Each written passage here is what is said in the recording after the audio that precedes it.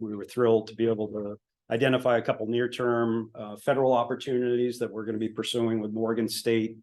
And my friend Rowan and Dr. Jahani collaborated to set this up. It was fantastic to have her participate in one of our company's DEI coffee chats a while back, and that was really the springboard for this meeting. I'm just going to give you, I literally have 4 or 5 slides here, and then I'm going to invite some of my colleagues to share some remarks.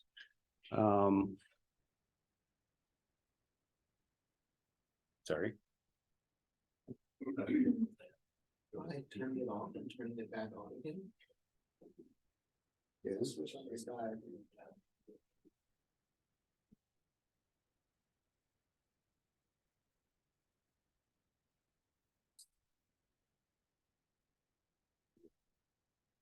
All right, there we go. Thank you. Appreciate it. So we won't go through person by person here, but as evidenced by the fact that we've got a pretty good crew of folks here today covering a lot of ground. We've got several of our different business line managers represented here, several of my direct reports, Sarah and Leanne in particular. And as I said, we're super enthusiastic about looking for new partners.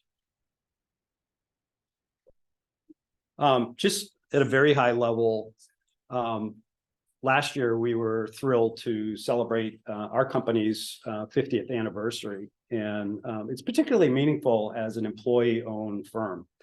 Obviously there's a lot of competition in the space, and if you look around, there are not a lot of small and mid-sized firms in the transportation sector that are still 100% employee-owned, and it's a real source of pride for us as an organization. And I think it's a real reflection on our people over these past 50 years and the brand that has really stood the test of time, but needs to continue to evolve. And this is probably, I've been at the company. Somebody was nice enough on that prior slide to note that I've been at the company for 31 years. I did not put that on the original slide. I think this guy did. But the company has really evolved, and I have to say, and I'm sure you all feel this, this is probably the most exciting period of change in transportation in such a small period of time. I mean, just think about what's happened over these last 5 years. So we understandably have had to evolve as an organization. Our roots are in travel demand forecasting. Kimon runs that part of the business for us. Planning has always been a significant piece of our portfolio. Rowan runs that part of our business. But more recently, I would say our clients need us to be able to work with all different types of data. We had a great discussion about data and the pros and cons and limitations of data. Anurag runs our data business. We're actually Locus is the name of the product, but it's really supportive of the modeling work that we do, the planning work that we do, and then we also have a software division. And I think when we're bringing the total solution to our clients, it's these 3 mix of things, and I'll highlight a project that we're doing in the area. But all of this is grounded in a focus in transportation. Obviously, transportation touches all facets of life, whether it's access to job, economic development, access to healthcare, what have you. We are a diverse group of people. We have 230 staff with different backgrounds and different technical specialties. And increasingly, the dynamics of our project work require that we have people with local expertise who know the local landscape and can bring this full spectrum of skills and experiences to our clients. I would say relative to pre-pandemic, the fact that we have 12 offices is probably less critical. But for a number of our clients, it is critical that we have boots on the ground, that we know the local conditions in the system, what have you. And we also bring in our national expertise from across the organization. We had a leadership meeting this week in Bethesda. I mentioned to a few of you earlier, and we talked a lot about who we are as an organization, where we're going as an organization. I know mission and vision statements can be a little generic, but I will say that I think the major source of attraction for the people that join Cambridge Systematics is our purpose-driven nature. We collectively have this super unique opportunity to affect society, but more specifically the communities that we're living and working in. And we really seek out opportunities to work on these local impact projects, high visibility projects. And, I think the fact that we're an independent employee-owned organization is meaningful in that if we were a publicly held company, we would have less control over the suite of products that we go after, because there is more of a focus on profitability. So we really do seek out those impactful projects, and we really try to position as a thought leader in the space. From a vision standpoint, we want to be the best. We want to be the exemplary firm in the transportation space. And obviously a key piece of this is the client focus. And we want to be the organization that partners look to, that clients look to when they have particularly significant challenges to address, or politically charged project work, technically complex project work. And then there's the people piece of it. And particularly for those of you who may be looking for future internships or full-time positions, we look for people who are intellectually curious, who want to engage, who want to experience a broad mix of project opportunities, and who want to be part of our employee ownership culture. I just wanted to kind of bring to life a specific project example that represents a situation where we really are bringing our whole solution to the table. So we are doing the WMATA bus redesign.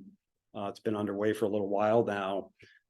At the front end of this engagement, they're using our travel behavior data to understand travel conditions on the ground and how people are moving, where they're moving to.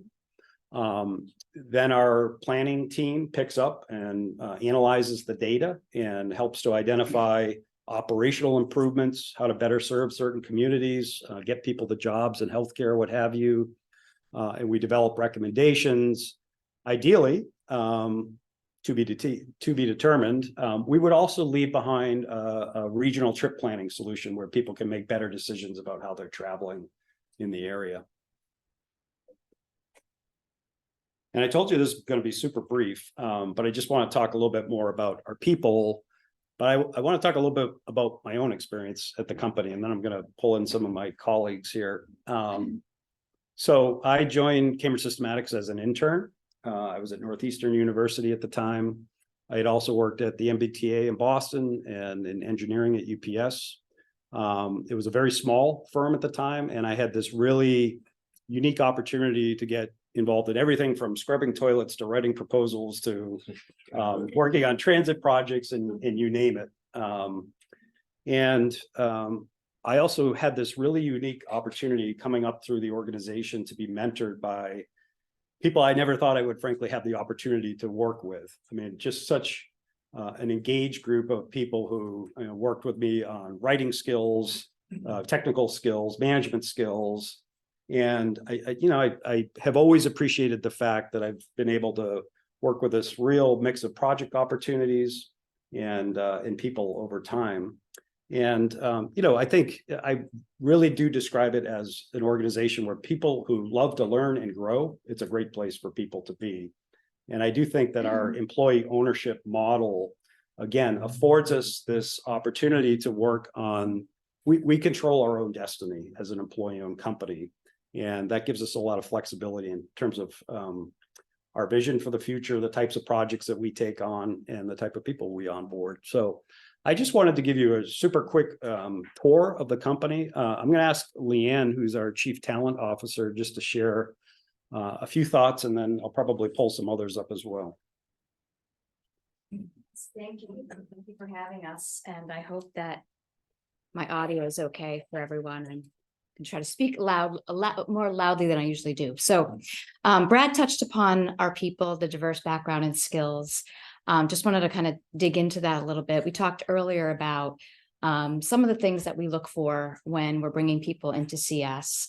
And, we're looking for those strong data collection, data analysis, and then how do you apply that and interpret that so that it means something, as well as, strong research and being able to share that research in different ways of communication, writing or oral. But in addition to that, We're seeing more and more programming skills come into the mix. And I also wanted to mention that in addition to all of our consultants who hold these technical skills, we have other folks in the firm, in our contracts group, in our marketing and communications group. So we have a very diverse group of people working at CS. And, some of the things that I think attract people to CS are our employee ownership model and being independent. I think another thing that attracts people is access to leadership, which doesn't happen in a lot of organizations. And some of the larger organizations, there may not be that opportunity based on structure, but at CS, anyone, you can call up anyone or swing by anyone or, send a Teams message to anyone, and everyone is very accessible.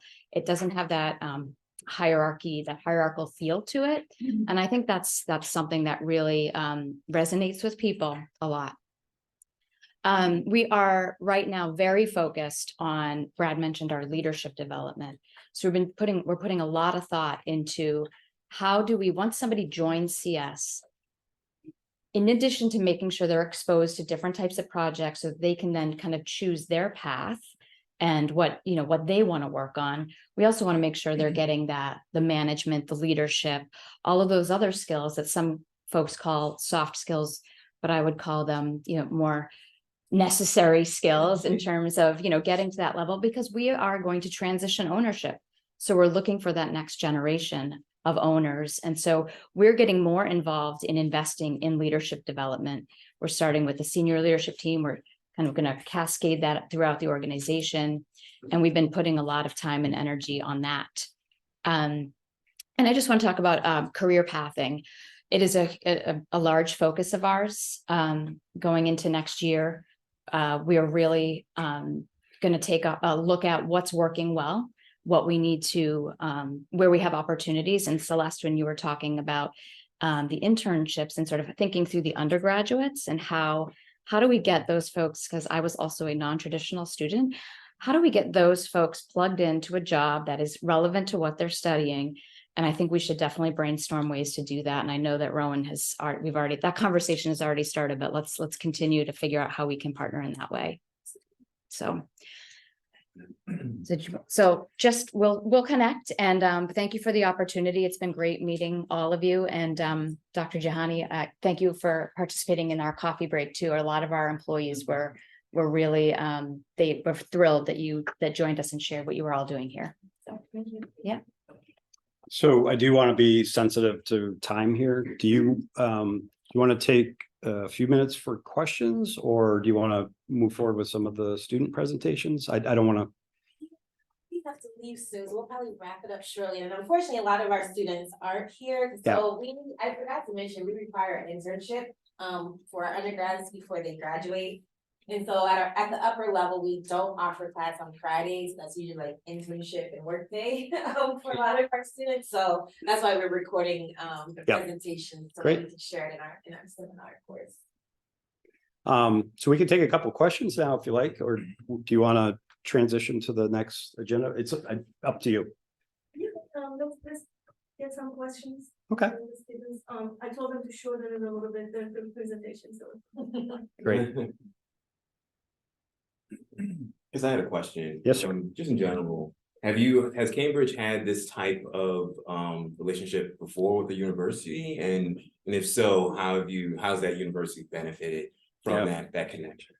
Yeah, so I would say that, we've had a number of universities over time that have been, from a recruiting standpoint, focal points for us. We historically have not had formalized partnerships either with universities or other private sector firms, because I think we find in any particular region, the nature of the project work might call for different partnerships. And so having those longstanding, particularly with private sector organizations, I think, we'll be talking later this afternoon about this.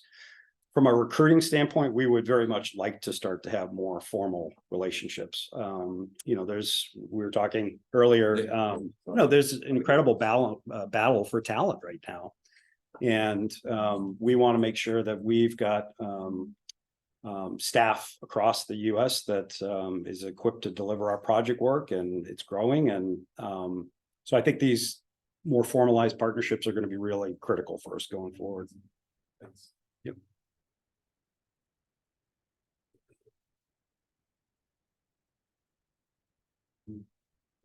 Sure. So, how many offices do you have around the US, and where is the nearest office from Baltimore? Yeah. Do you offer a like remote or I mean, can you answer those Absolutely. questions? Yes. Yes, so we have 12 offices across the US, East Coast out to the West Coast. So we really are active in all different regions of the country. Tom Harrington is here today. He's our Bethesda office director. We have a local team here that cuts across all of our practice areas. Tom, do you want to just touch on some of the local Sure, yeah. project work that we're doing? So, right, so we've got, good sized office, about 12 people here, some of our big clients in Maryland. We've actually had a contract with MDOT, Office of Planning for over 2 decades, so it's kind of a long-standing contract. And that's included the annual performance report for Maryland, the attainment report, and then the climate action plan is another sort of regular document that we've helped support for many years. And then also at the state level, speaking of Mid-Atlantic, in Virginia, we do a lot of work with the Secretary's Office in Virginia as well. And we helped develop how they prioritize and pick projects in Virginia, both on the highway side, it's called Smart Scale, and on transit, it's called Merit. So those are 2 kind of highlight projects we've had in Virginia. Locally, we heard a little bit about WMATA, but that's a big client for us, both planning with the bus redesign and then data analytics. And then now we're doing a lot of work in Northern Virginia. We're doing a BRT plan, bus rapid transit plan for Northern Virginia. So just to give you a feel, it's kind of some of the projects, but I think one thing about Cambridge Systematics is we support local stuff, but we might support stuff in other parts of the country too. So sometimes when you talk to bigger firms, they might have you kind of focus on a geography. But with us, it's sort of where your interests take you a little bit too. So I do tend to focus more on Mid-Atlantic, but get sometimes working on a project in Los Angeles as well right now. So you never know where you get pulled into. Yeah, Tennessee. Yeah, and you were asking about how our staff are working now. I mean, this has been a really interesting time for all of us, obviously, and the workforce. We have 12 offices. I'd be lying if I said on any given day they were at half capacity. They aren't. And that's probably true at WSP and every other firm. So we are, as we onboard new people in particular, really thinking about what that new employee's experience is like and how do we help to make the connections within the organization that are so critical early for them. So we have a formalized onboarding program that staff participate in. We're trying to, and we did it this week with our Bethesda staff. So our whole leadership team was in town. We had an event with our local staff. So trying to create those meaningful reasons for staff to actually be in the office, and most of them did show up, not all of them, but most of them did show up. So I think we really have to adjust on the fly to the way we're introducing new staff in particular to our workforce and making sure that they are getting the mentoring and ongoing professional support they need to be successful and that the company needs to be successful. It's an interesting time. Thank you so much for the presentation. Sure.